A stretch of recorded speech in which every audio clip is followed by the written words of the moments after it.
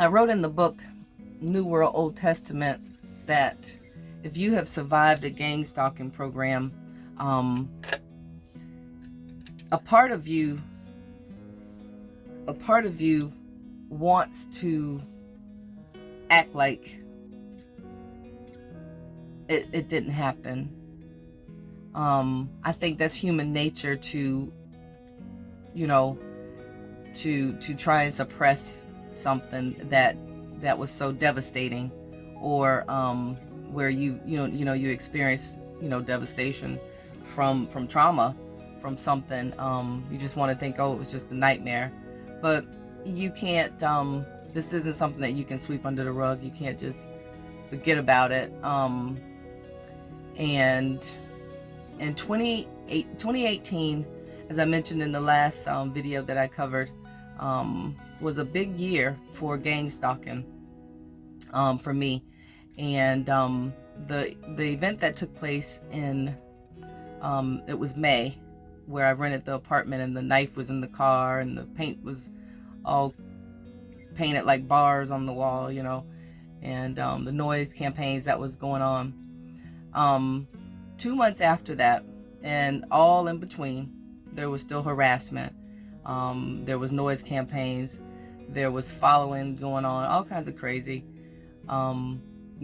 incidents happening. However, I think, again, at this point, my stalking, again, started when I was somewhere around 31 and didn't subside till I was 51. So in 2018, I was 49 years old. And, it was like, it was getting down to the, I felt like the wire for them to try and entrap me or do something crazy.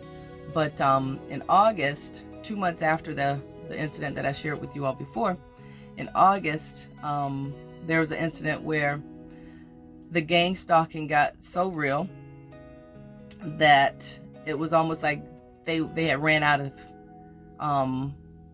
ways to try and get me to do something crazy.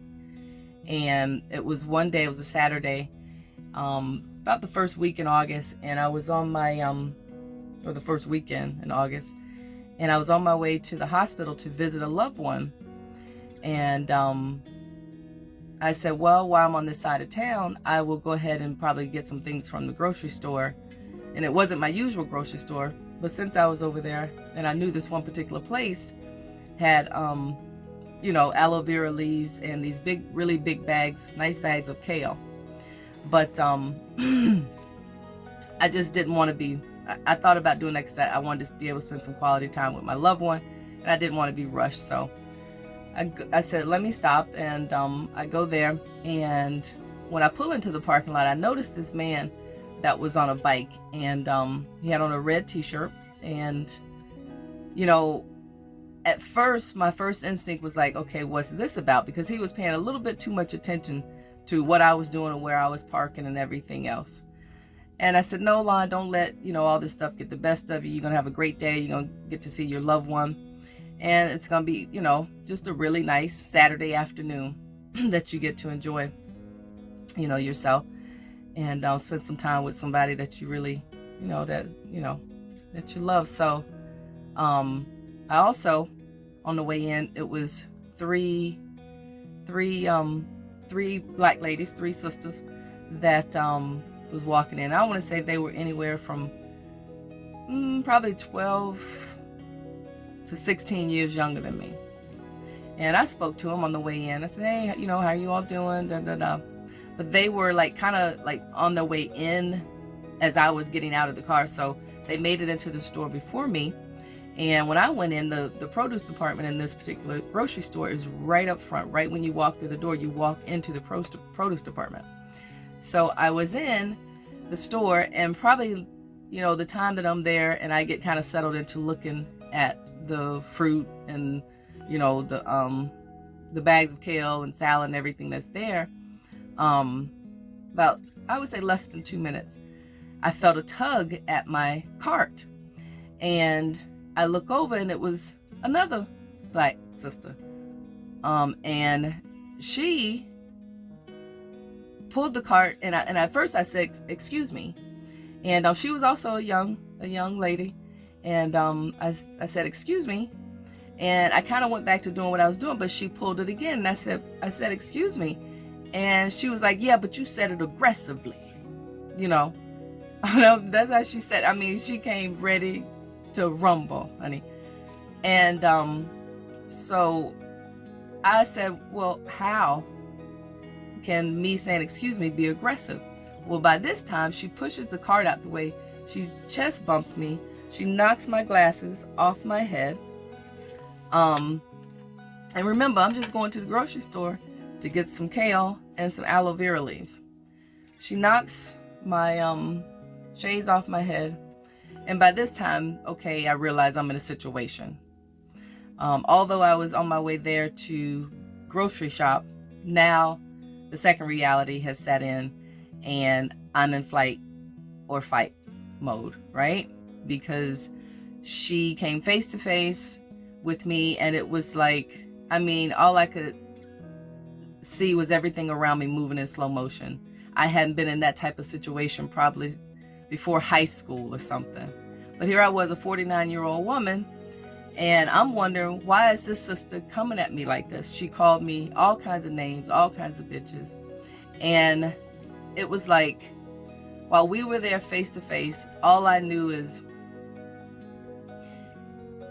if she would have hit me, I would have been forced to, like, really, really hit me, I would have been forced to defend myself. At that moment, it was a young man that was with her that put his hand between us, and it was one of the other young ladies that I saw coming in. One of the ladies pulled her away, and she says, "No, don't worry about it, sister, because she's not worth it." She said that about me. I've never seen this lady before in my life, and I didn't know this other young lady, and I didn't know the other two that was with them. But my question is, well, how did they know I was there? Because they seem to have very strong opinions about me. Okay. And this is when gangstalking gets real, because you literally are, you are put into a place where it's almost surreal, because you're the only one that can see that it's happening, because everybody else around you, they're all in on it.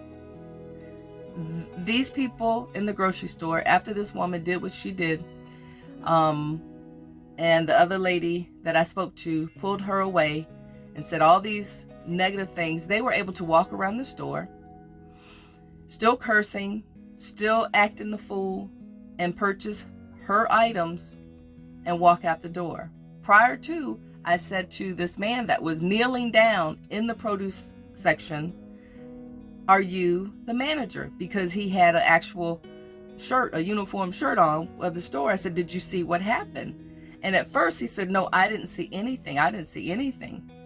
And I said, "Okay, well, I'm calling the police." And that's when he says, "Oh, well, I did hear her threatening you. I heard her threatening you."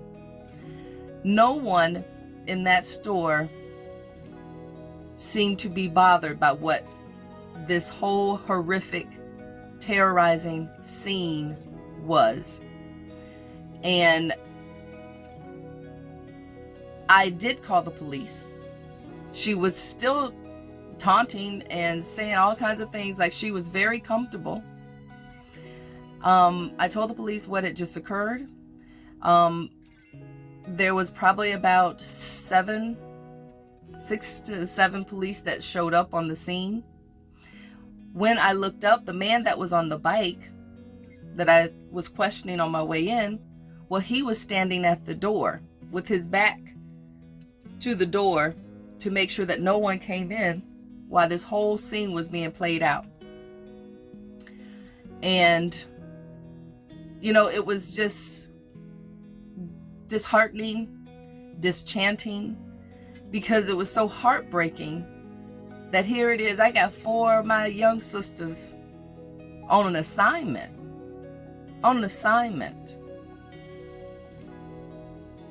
to come and damn them me, to come and beat my ass, you know? And I'm thinking, do I not have any wisdom to part with this young sister? A part of me wanted to grab her and say, what are you doing, man? You know? But I don't know. I don't know if it was a part of me that it was just shocking. It was shocking. And it was appalling because, you know, that gives everybody a way out. Because, of course, I did my due diligence and reported the whole thing. And I'll go over that. But when the police showed up, the man in the red shirt that was standing at the door, he moved only then. However, I went out of the store and I was telling the police what happened. Well, the police says, let's go inside. Let's go back into the office. And it was clear at that time that not only the store manager and everybody in that store was in on it, but yes, I think it was only one police officer that was not involved. And he was the only one that really helped me. That because I even asked the young lady's name. I said, did you get her name? And the officer that was sitting in the office with me, he said to me, you don't need to worry about no names. And so right there, I know, okay, this is obviously street theater. It's a setup. And my job at this point is to get out of here, not in handcuffs, not physically assaulted, and without any, you know, unusual occurrences that could come back to haunt me or to, you know, bite me in the ass later on. So I did fill out the police report and I left out of the store, and I was very emotional when I left out the store. I was actually crying when I left. But in my mind the whole time I was just thinking, just let me please get out of here. My loved one needed me at the hospital. I needed to be there for him. I could not afford to go and be in anybody's jail for physically fighting or having some type of altercation. I thought about my husband is at home. He is expecting me to come home. And maybe it was all some humiliation ritual that these individuals that orchestrated the whole thing thought, you know, maybe this is our last opportunity to see if we can, you know, really provoke this person to doing something crazy or out of the ordinary, or that would end this person up in some type of institution. So I made it out, and I, of course, did my due diligence, which you probably know what that is. If you're guessing that I wrote a letter, yes, I did. And who I wrote the letter to? I wrote it to, the grocery store. And why did I do that? And I'll let you see the letter is dated. I don't know if you can see that, but it's dated August 7th, 2018. I'm looking, y'all see that? August 7th of 2018. And this occurred on the 4th of August. I want to read it to you, and then we'll discuss it. Of course, I'll stop along the way, but I want to read it to you because I think it will be helpful. Again, we're dealing with 3 different realities. Let's look at the first one. My reality was I was going to the grocery store to buy some groceries. That's what I was doing. And, you know, as targeted individuals, empowered ones and chosen ones, and empowered individuals and chosen ones, I you know, the way we have to look at it when we walk out our house, every day we have to expect excellence. We have to expect a great day. And I like to put it, you know, in terms of the way I used to think in sales. I'm going there expecting a yes, but I'm prepared for the no. I'm expecting yes at the end of my presentation, but if I get a no, I'm prepared to get it. And that's the way you kind of have to look at your days when, you know, you're a chosen one and you do have these type of events that can occur at any time. You do expect. I expected to go to the grocery store, and I expected to have a great experience. However, I found myself in another reality that was imposed on my reality, and that put me into a fight or flight situation. Very scary, very horrifying, very ugly. I was very disappointed with my sisters too. I was very disappointed. And you know, the thing is that we never, you know, it's easy for us to hurt each other. And I find that to just be sickening. I mean, here I am, probably at best 16 years older than these little sisters. They was coming in, and if I would have made one false move, I think they would have ate me up like a pack of piranhas. And I can only imagine the hospital bills I would have incurred, the legal bills I would have incurred, the time off work I would have suffered. And all of this probably would not have been, you know, there would have, and I didn't even know if this young lady was on medication. I mean, I don't know if things would have gone differently, how I would have explained what took place to anybody. And you know, it was interesting. It was heartbreaking. It was absolutely heartbreaking. So I want to read this letter to you, but it was something else I wanted to tell y'all about that situation, and I can't think of it for some reason.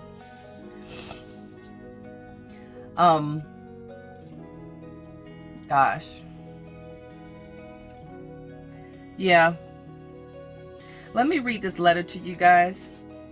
But I know that moment, I'm cleaning my glasses, but at that moment, y'all, had I not years ago surrendered, I think, to the Most High, that situation would have went terribly wrong. Terribly, terribly, terribly wrong. I surrendered to that moment, and I felt like, okay, if she hits me in front of all these people who are in on it, you know, I'm still gonna be forced to defend myself. I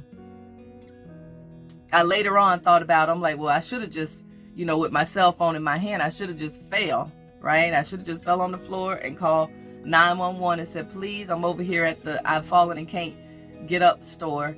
Could you please send some paramedics to get me up? And I should have not got up until I got into the back of that paramedic, you know, ambulance. But that was an afterthought. But I feel like years ago when I just surrendered to the Most High, when all this stuff started happening, and you know, things that happen is, first, you know, your job is affected because they harass you out and lie, and you know, everything you out of a job. When everything was just different in my life, I just said to the Most High, you know, whatever your will is for me, God, right now. You know, I'm going through this test, and I really thought it was like a curse or something. But I said, I'm going through this test, God, and whatever it is that you have for me to do, I am your humble servant. And you know, it was a time when, yeah, I could go do private shopping in Saks Fifth Avenue. The only watches I had at one time were Rolexes, and you know, I could go to Phipps Plaza and buy a fur coat and do all these wonderful things and travel around the world. And I said, God, you've afforded me to do so many wonderful things, and I've seen so many things. And a little girl like me from Tampa, Florida, I would have never thought that I could be so blessed. So God, now if things are different, it's okay. And people used to look at me like I was crazy. You know, they used to be like, ooh, look at Lauren, something happened to her, or you know, I couldn't afford the weaves and all this kind of stuff. And I didn't care what people thought. I just didn't care. All I cared about was, I want to be right for the Most High, really. And I think that's what saved me that day. The good karma that I had built up in that moment, because literally I was in that store with everybody in there. Maybe one or two people weren't in on it. That's that third reality, right? Everybody was in on it. So they could have possibly done anything they wanted to at that time. But I feel like me surrendering to the Most High, and at that moment surrendering to that moment, I know that's what saved me at that time. And I want to read you all the letter that I wrote to the grocery store, and then I might stop along the way. But I want you to know, again, this is important because you always have to be able to bring them back to the scene of the crime. You have to be able to tell your side of the story without having to say, and this happened, and then this, and nobody can follow that. No. And I'm not saying that anybody will ever read your letter or even care. All I'm saying is it's mentally it's good for you, and it's also substantial evidence if you should ever need them. And I've never shared this with anyone, but I tell you what I think this does. I actually did share it one time on a panel I was on, but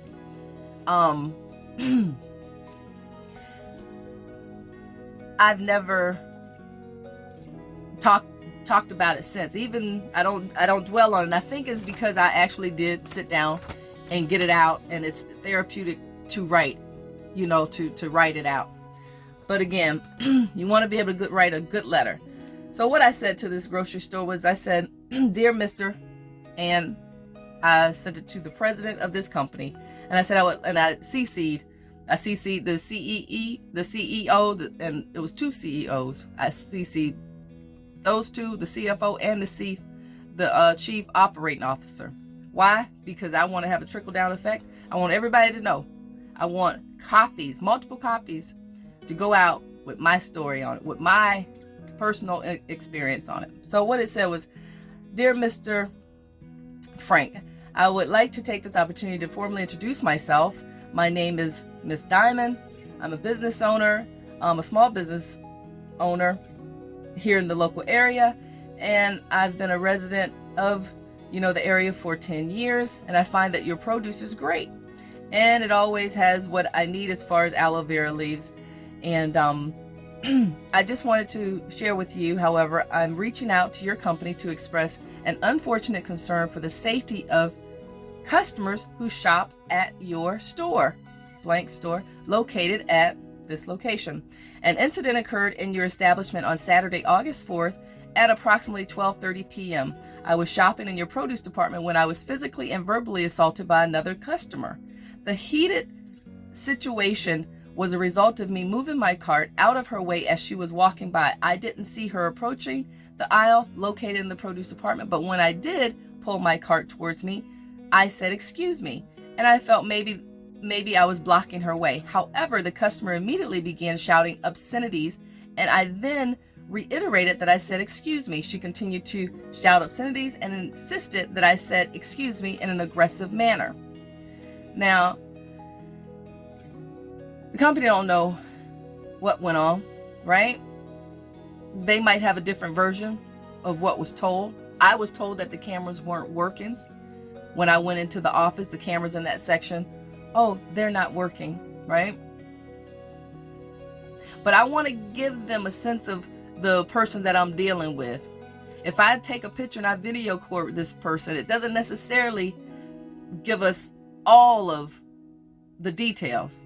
You know what I mean? So when I said, when she was shouting, she continued to shout obscenities and insisted that I said, "Excuse me," in an aggressive manner.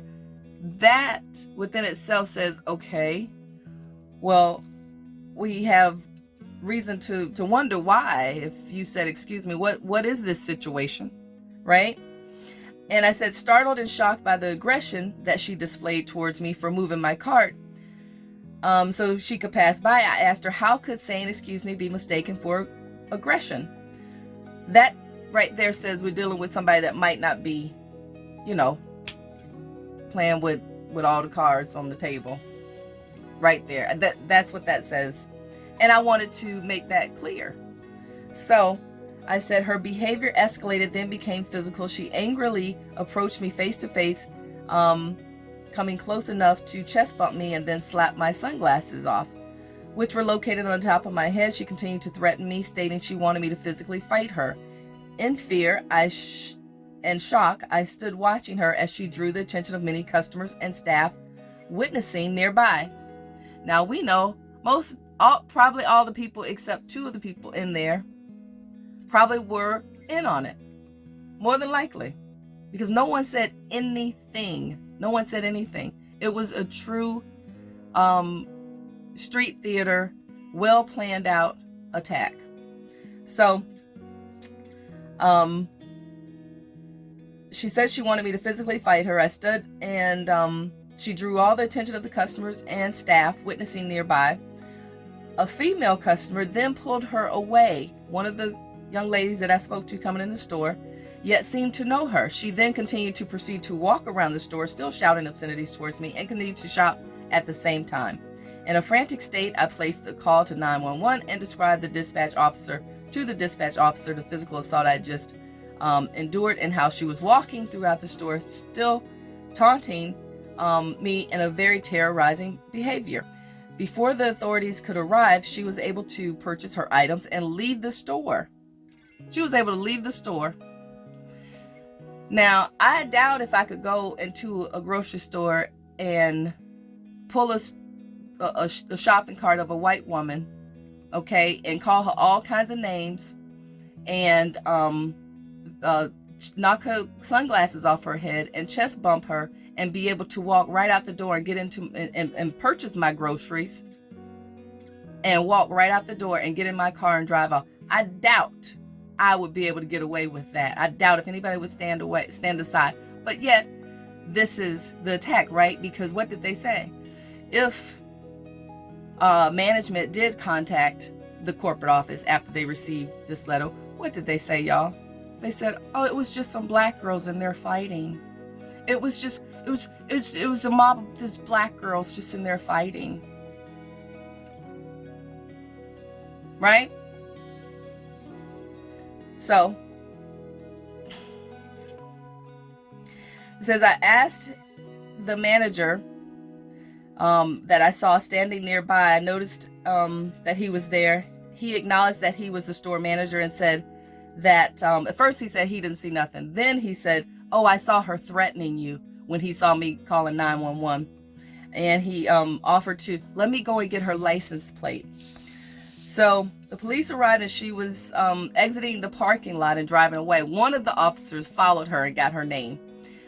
Since this unfortunate incident, I have been replaying it in my mind the entire scene, questioning why was there no security guard on duty, questioning why the store's camera systems failed to capture the footage of her assaulting me. As I was told by the store manager, the camera in that section of the store was not working. Questioning why the customer who behaved in such a rude and volatile manner, why was that person allowed to continue shopping and was never asked to leave the store by the store manager or any of the staff on duty? Ultimately, questioning why the store manager, who was standing nearby along with other employees present in the store, why didn't anyone step in and reach out for help or call 911? After such a disturbing event, as a customer of Save-A-Lot, I now feel that while shopping at this establishment, one cannot be ensured a safe shopping experience, as you are truly at your own risk, shopping at your own risk, because in this instance, and I am mentioning to the store manager, as I mentioned to the store manager, I felt I was in imminent danger in your establishment. In the store's office, I completed a police report which has been filed with a case number without purchasing the items in my cart. I left the store much different than the way I walked into your store. As a 49-year-old woman and a customer of this establishment, I expect to visit the grocery store to buy groceries. You don't expect to walk out of the grocery store with your groceries crying, fearful, frantic, without your groceries, crying, fearful, frantic, and confused as to what happened while your only expectation was to buy groceries. I hope your company takes this correspondence into serious consideration for the safety and protection of your customers. I am requesting a copy of the store's incident report that was filed with the corporate office regarding this matter, since it was required that the police be called. So I want to know, right, if they filed the report. I want to know if they filed the report, because the police were called. So did you file a report? Right? That's what this letter is saying. Y'all, I won't read the rest of it. It's getting hot in my little studio. But as you can see, at the bottom here, I did copy the CEO, the CFO, and the COO. Now, they responded back to me via email saying that they would look into the incident, and I never heard back from them. But that is not a waste. I can always take them back to the scene of the crime. You guys,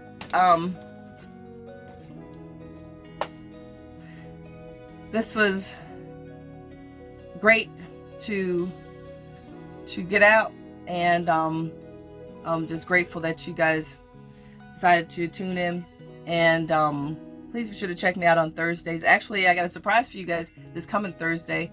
Hopefully I'll be able to go live. I'm going to be on stage, and I'll get that to you, so look out for that.